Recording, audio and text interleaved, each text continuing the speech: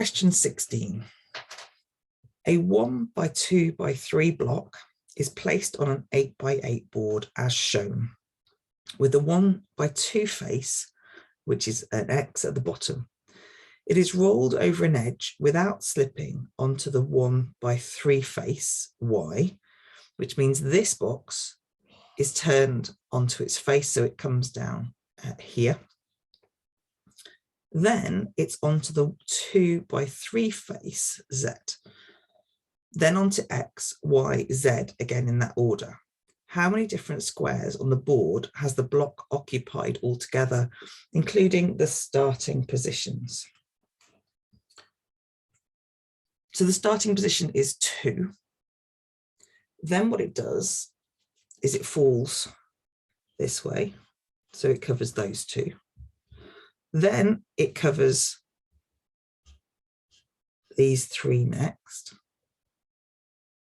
Then it stands up on its side to cover here. And then it falls this way here, so it covers these. And then it moves this way here, so it covers these ones here. So it does fall over, it does recap, but this is the order.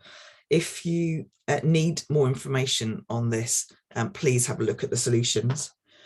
But what I've got here is the starting position is 2. Then we've got 3. Then we've got 6, 2 here. Now this one here is 3, but it's one that we've used again, so it's actually 2.